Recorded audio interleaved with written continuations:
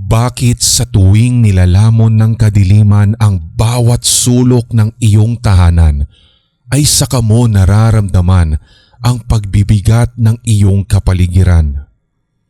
May lunas pa bang maidudulot ang pag-uusal ng dasal?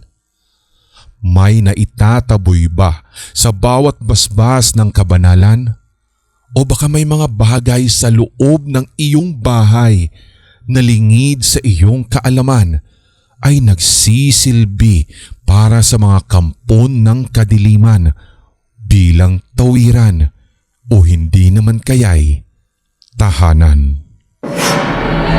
Oras na naman na.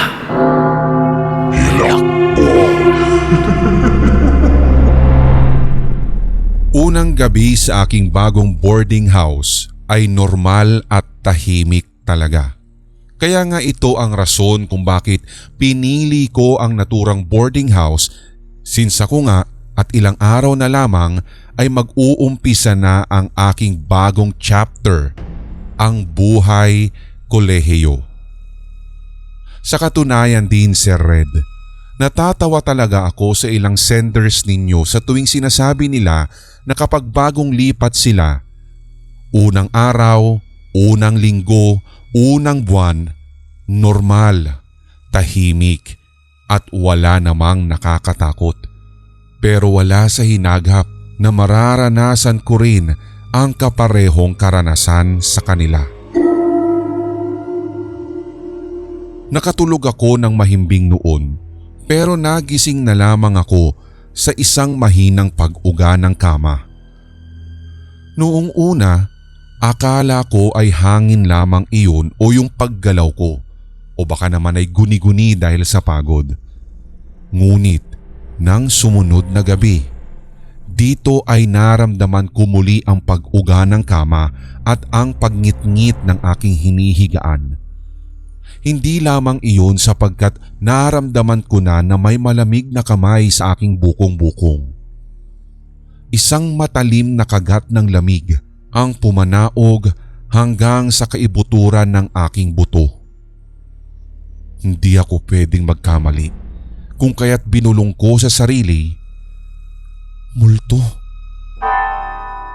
Hinanap ko ang kandila sa drawer ng aking table. Sinindihan ko iyon at nagsimulang magdasal saka natulog muli. Ngunit lalong lumala ang mga kaganapan. Hanggang sa sumunod na mga gabi, ilang linggo ang nakararaan simula nang magparamdam sa akin ito. May naririnig na akong pag-iyak ng babae at nagmumula ito sa sulok ng silid ko. Isang malungkot na tinig. Hindi ko nga mawari kung para ba siyang namatayan o humihingi ng tulong. Paulit-ulit ang kanyang hagulgol na tila pa nagmumula sa ilalim ng sahig. Hindi ko talaga alam. Hindi ko mawari kung saan ang pinanggagalingan. Sinubukan ko na aralin kung saan nga ba talaga nanggagaling ang naturang tunog. Sa kalaliman ng katahimikan sa silid kong iyon, hindi pala sa isang sulok ng silid, hindi pala sa ilalim ng sahig, kundi sa salamin ng aparador. Hanggang sa nagpapakita na ito ng kanyang anino at nakatitiyak akong babae iyon na nakatayo sa likod ko. Kapag nililingon ko ito, bigla-biglang naglalaho. Nagsimula na akong magtanong sa ibang boarders kalaunan. Tinanong ko kung may naririnig nga ba silang kakaiba, hindi lamang sa kwarto ko kundi mga karanasan na maaaring hindi nila sinasabi sa akin. Pero sa tuwing ino-open up ko ang katanungang iyon, parang nagiging aligaga sila. Hindi maitatago sa kanilang mga mata na parang gusto nilang umiwas at nagmamadali silang umalis sa tuwing nilalapitan ko. Ang sabi nung isa, wala naman dito. Pero ramdam ko sa kanyang tinig ang pag-aalinlangan. Habang yung isa pang natanong ko, natawa pa't sinabi, ay, wag mo nang pansinin kung meron. Alam mo matulog ka na lang. Na para bang indirectly, inaamin na meron nga talagang kakaiba sa boarding house. Isang gabi ay nagising ako sa matinding pangangati ng aking dibdib. Agad ay switch on ko ang ilaw upang tignan kung ano yung sanhi ng pangangati. Nakita ko sa ilalim ng aking dibdib ang mapupulang marka. Natakot ako dito, Sir Red, sapagkat hindi ako pwedeng magkamali. Hindi siya pantal. Hindi siya simpleng kagat ng lamok o kaya ng kahit na anong insekto, kundi mga kalmot. Tila ba nag-form sila ng mga letra hanggang sa parang meron na siyang salita, parang katulad sa mga horror films. Natatakot man pero tinibayan ko ang aking loob. Kinuha ko ang aking salamin hanggang sa maniwala kayo sa hindi, isang mensahe bagamat nakakalito ang inukit nun sa aking balat. Nakakatawa pero nasa ilalim talaga siya ng aking dibdib, Sir Red. At dahil babae ako, alam niyo na kung saan.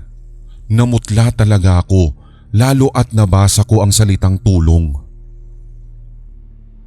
Natakot ako na may kahalong pagkalito. Ano to? Sino ito at bakit ako? Hanggang sa dinala ako ng aking kuryosidad sa may-ari ng aming boarding house na si Aling Rose. Isang matandang babae na laging nakatambay sa may hagdanan. Animoy palaging nag-aabang kung may magbabayad na. Sinabi ko sa kanya ang nangyari sa akin. May kakaibang nagaganap sa loob ng aking silid na hanggang sa aking katawan ay nagparamdam na. Tinitigan lamang niya ako ng matagal. Sa pagkakatitig niya at pagtama ng aming mga paningin, hindi ko talaga mawari kung siya ba'y concern, may nalalaman o may nais sabihin sa akin. Hindi ko maipaliwanag. Basta't punong-puno ang kanyang mga mata ng pagkaliturin. Hanggang sa mahina niyang sinabi, "Yung kwarto mong yan yung dating tinirhan ng anak kong babae, si Elena.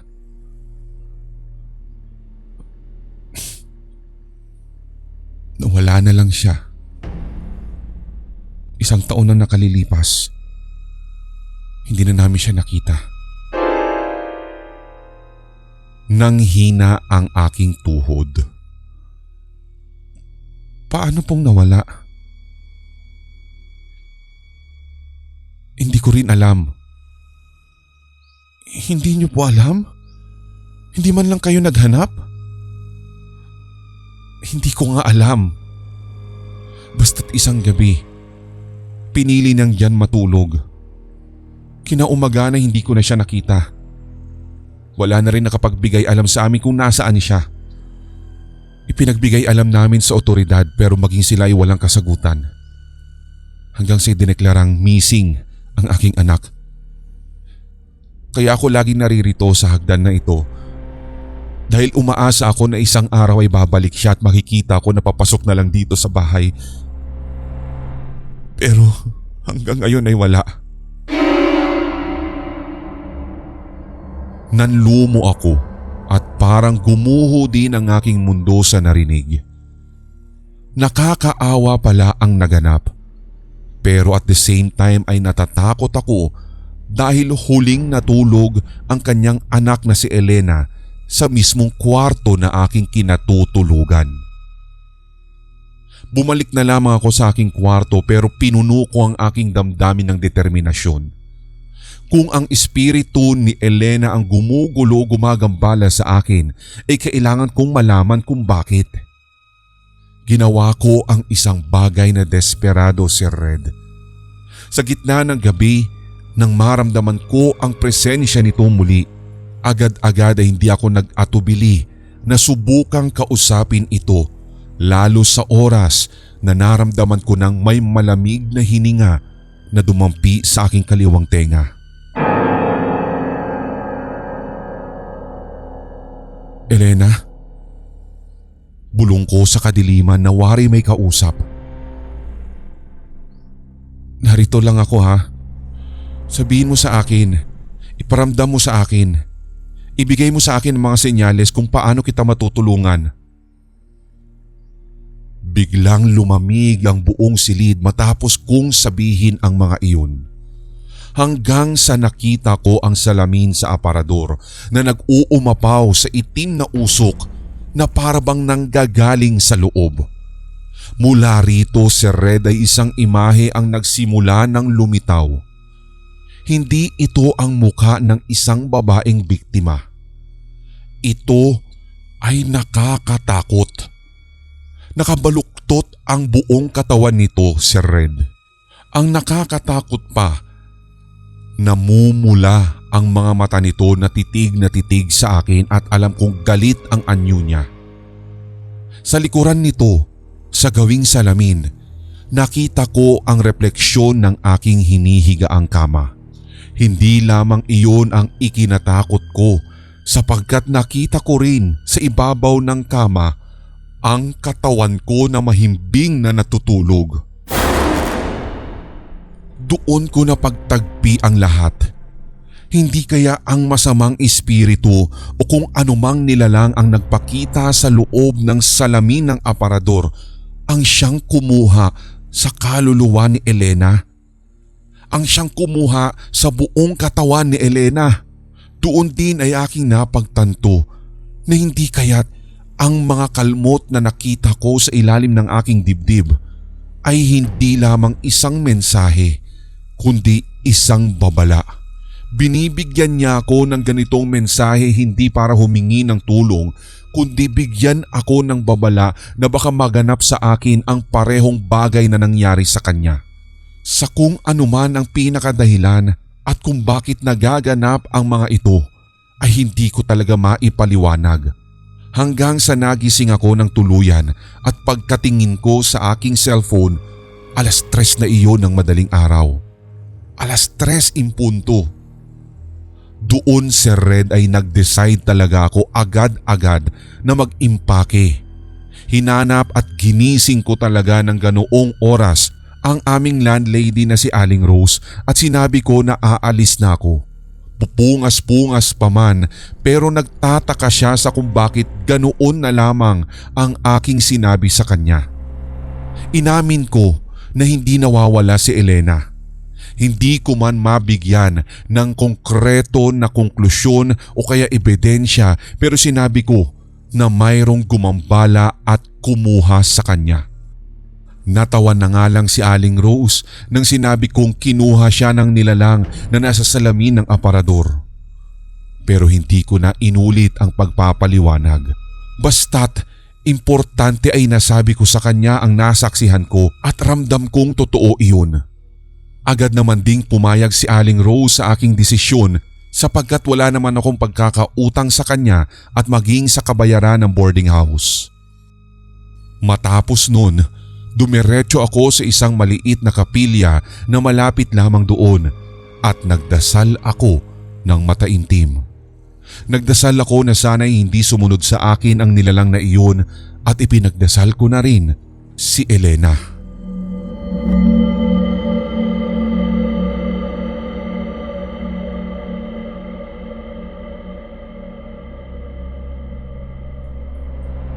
Natatandaan ko noon, Sir Red, ang karanasan kong ito noong ako ay bata pa lamang sa unang bahay namin sa probinsya ng Bataan. Ewan pero noong bata ako, nung edad kong iyon ay talagang ayaw ko na sa bahay na iyon. Yun bang parang hindi ka welcome?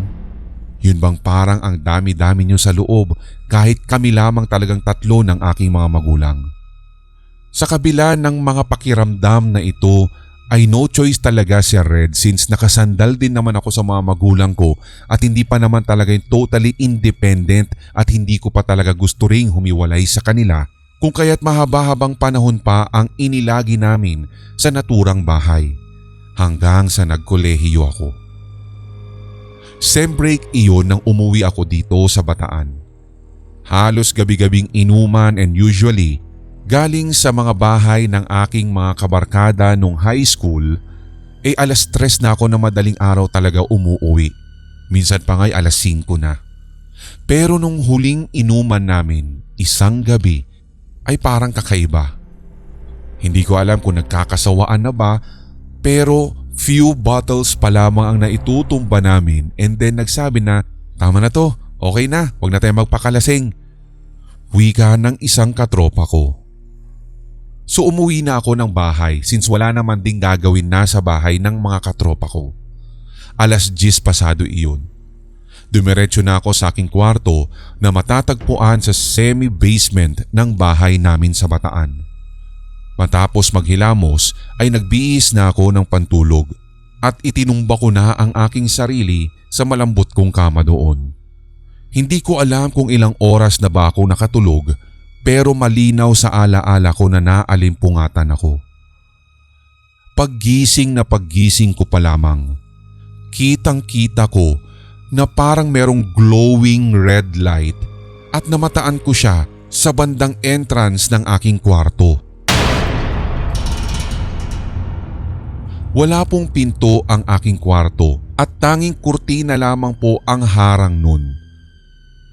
Dahil sa madilim ang kwarto ko ng sandaling iyon at siniswitch off ko po kasi talaga ang ilaw sa tuwing natutulog ako, yung glowing red light na iyon, Sir Red, ay hindi ako pwedeng magkamali.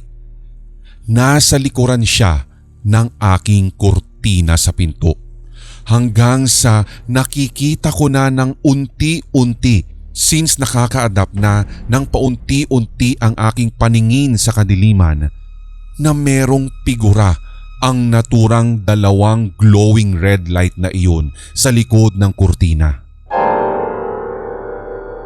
Wala naman talaga sa aking kaisipan, Sir Red, na isa iyong hindi maipaliwanag na nilalang. Kung kaya't ang ginawa ko ay binulyawan ko pa ito at sinabing, "Hoy!" At pinakiramdaman ko kung ano ang magiging response nito. Pero nananatili lamang siyang nakatayo sa likod ng aking kurtina. Sinabi ko rin yung bagay na iyon, Sir Red, just to check kung ako nga ba ay nananaginip or totoong gising. Pero na-realize kong gising na gising ako at wala ako sa loob ng panaginip. Hanggang sa bigla-biglang lumiliit na lamang yung kaninang malalaking mga bola na kulay pula na animoy liwanag na makatulad sa mga robot.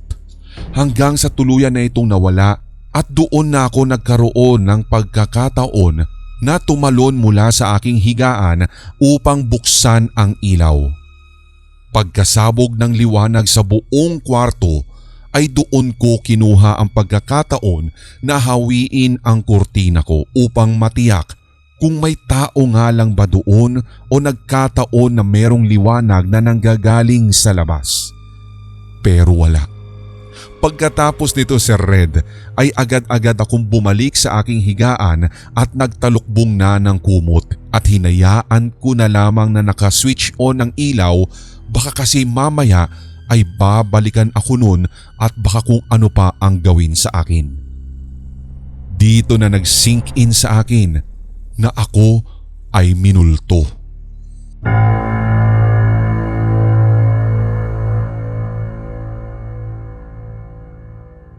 Good evening sa inyo, Sir Red, at sa lahat ng mga solid HTV positive na tigapakinig. Itago niyo na lamang po ako sa pangalang Jan. Maiksi lamang po ang kwentong ito at kayo na po bahala kung makaka-relate kayo sa takot na idinulot nito sa akin. Year 2018 po iyon nang mangyari sa bahay namin ito sa Butuan City sa Mindanao. 20 years old pa lamang ako nang umuwi si mama galing ng abroad. So nagpunta pa siya sa bahay ng mga friends niya at isa dun ay may kakayahang manghula. Nasabi ng friend na iyon ni mama na meron daw akong bantay. Pagkakadescribe pa nga niya ay 2 bata at palagi daw itong sumusunod sa akin. Natawa talaga ako at hindi ako naniwala. Hindi rin naman kasi ako matatakotin sa mga ganun kahit na sabihin nung manghuhulang iyon na nakakatakot pa ang figura ng mga ito. So fast forward. Minsan ay ginabi na ako ng uwi at dahil college na ako nito, nataon kasi na nung araw na iyon ay late nang natapos yung aking 7 PM class. So nung malapit na ako sa bahay at akma na sanang kakatok sa pinto, bigla-bigla po'y bumukas ito. Si mama ang nagbukas at sinabihan ko siya na ang advance naman, hindi pa nga ako nakakakatok eh. Pero sumagot naman si mama ng, "Anong wala? Kumatok ka naman na ng 3 beses ah. Ang lalakas nga eh." So nagtaka talaga ako sa sinabing iyon ni mama. Si mama naman agad na inisip na baka yung mga bantay ko daw yung kumatok para pagbuksan na ako agad ng pinto. Isa pa pong karanasan ay nung natutulog na ako noon sa kwarto. Nasa 2nd floor po yung kwarto ko at kurtina lamang po ang tanging tabing dahil wala pong pinto ang aking kwartong yun. Yung kurtina ay medyo maigsi, may isang talampakan ng pagitan mula sa sahig. Sa labas ng kwarto ko natulog ang kapatid kong babae at ang ulunan niya ay nakatapat sa kurtina kaya mula sa kanyang kinahihigaan ay matatanaw niya ang loob ng aking kwarto. Bandang 1:00 na daw ito ng madaling araw nang magising siya at otomatikong napatingin siya sa kwarto ko. Hindi siya pwedeng magkamali si Red dahil ang sabi niya, may 2 bata, nakaupo yung isa sa tabi ko at yung isa naman ay nasa computer chair ko. Pareho lamang daw ito ng ginagawa which is pinagmamasdan ako habang natutulog. Nung pinadescribe ko sa kanya para ma-verify kung totoo ba ang sinasabi, ay dire-diretso po niyang sinagot ako ng, "Malabo yung anyo nila eh. Pero parang glow in the dark sila." At natakot daw siya doon at nagtalukbong na agad ng kumot.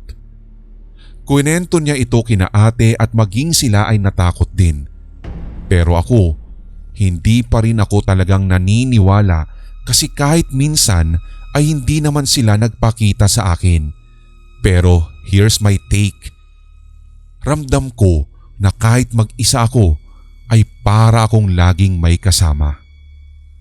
Maaaring sila yun at sanay sila nga talaga kesa mga nakakatakot na nilalang na maaaring umaali-aligid sa akin.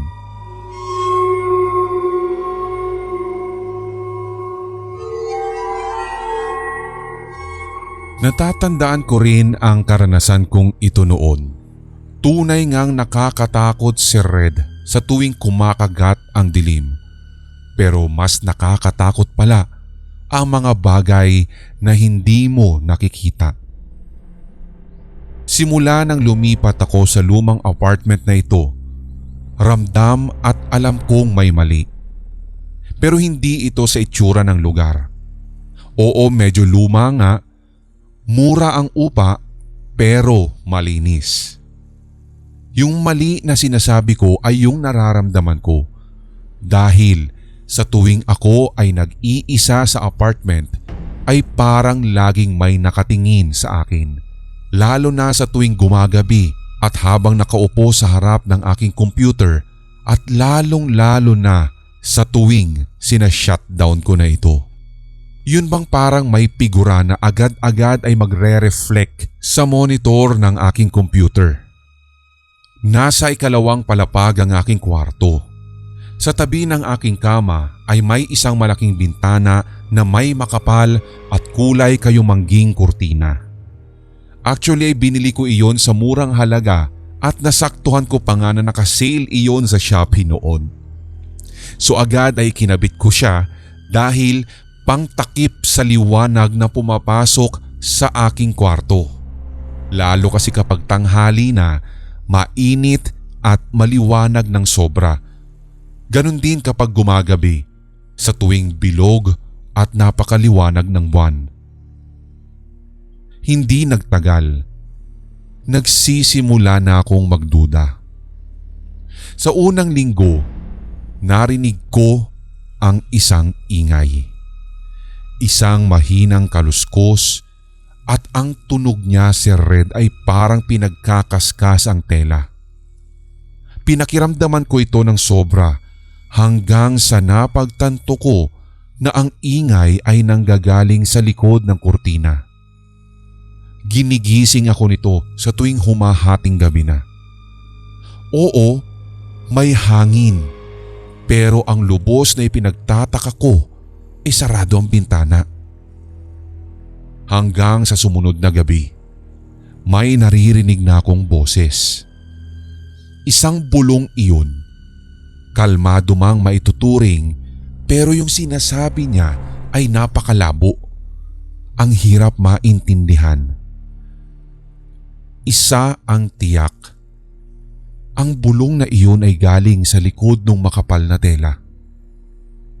Nanginginig man ang aking kamay, pero may isang gabi pagkadinig ko muli ng kaluskos at ng bulong na iyon ay nais kong hulihin kung sino ang nasa likod. So hinawakan ko ang kurtina. Napakalamig ng hangin na bumati sa akin pagkahawi ko nun. Doon ako talaga lubos na nagtataka sapagkat nakasara na naman ang bintana ko nun. Nakaugalian ko na rin kasi, Sir Red, na sa tuwing ako ay matutulog, isinasara ko ang lahat katulad na lamang ng pinto at lalong-lalo na ang bintana. So binuksan ko ang bintanang iyon, pero nakita ko sa labas na napakatahimik ng kalye. Pakiramdam ko hindi nawala yung mga naririnig kong kaluskos at yung pagbubulong. Parang ang lalong lumala. Isang gabi, habang ako ay nasa harapan na naman ng aking computer, kitang-kita ko sa aking peripheral vision na gumalaw ng kusa ang kurtina. Hindi na ito dahil sa hangin. Para nang may humila mula sa loob o sa likod at isang mabilis iyon na sumulpot na galaw ng hindi ko mawari na figura. So agad ay tumayo ako kahit na ang puso ko'y ang lakas ng pagtibok. Sa sobrang bilis ng tibok noon ay parabang natuyo ang aking lalamunan. Dahan-dahan kong muli inilapit ang sarili sa naturang kurtina. Pero bago ko mahawakan ng tela, tumigil ang lahat. Bigla ay tumahimik at parang pinigil ng mundo ang aking paghinga. Sa gitna ng katahimikan, narinig ko na naman muli ang bulong, pero sa pagkakataong ito, Sir Red, ay mas malinaw. Ang sabi niya ay, "Nakikita mo ba ako?" Halos bumaliktad ang sikmura ko. Nang makabuelo ako ay agad akong napaatras papalayo sa bintana. Hinila ko ang kurtina paharap sa akin at tinakpan ang buong bintana. Pero alam kong wala itong saysay. Naroroon pa rin siya at nararamdaman ko ang kanyang pagtingin sa likod ng kayumangging tela. Para bang isang mabigat at hindi ko talaga malamang presensya ang naghihintay. Hindi na ako nakatulog ng gabing iyon. Nakaupo na lamang ako sa aking kama at nakatingin sa nagbabantang hugis ng kurtina na iniisip ko na baka maghugis iyon sa figura na nasa likod ng kurtinang iyon. Kahapon, nangyari na naman ang bagay na ito. Nung isang araw ay nangyari naman ang bagay na nagpatibay sa aking takot. Habang naglilinis kasi ako, may nahulog na maliit na bagay at alam kong galing iyon sa ilalim ng kurtina. Yumuko ako para kunin ito at pagkakuha ko ng bagay na iyon, saka ko inusisa. Hanggang sa isang maliit, puti at parang buto. Parang buto ng daliri ng sanggol. Sa sobrang pagkatakot ko ay naihagis ko ang maliit na buto na iyon. Papaanong nagkaroon ng ganun? Saan naman ito nanggaling? Pagsapit ng gabi ng araw na iyon, hindi na ako natulog. Umupo na lamang ako sa kama at hinihintay mula sa kalagitnaan ng dilim kung merong magpapakita na sa likod ng kurtina. Pero ang kurtina ay tahimik, hindi katulad ng mga nakaraang gabi. Sa pagkakataong ito, hindi man lamang gumalaw. Pero alam ko na ang multo na nagpaparamdam sa akin ay nasa likod lamang ng kurtina sa kwarto. Sa pagkakataong iyon, Sir Red, ay hindi na siya bumulong o nagkaluskus pa, kundi parang kamay na bumubuo na sa gawin ng kurtina. Animoy inaabot na ako, pero hindi iyon ang pinaka nakakatakot, sapagkat ang pinaka nakakatakot na bahagi sa bagay na ito ay nung narinig ko siyang nagsalita at sinabing, "Mama?"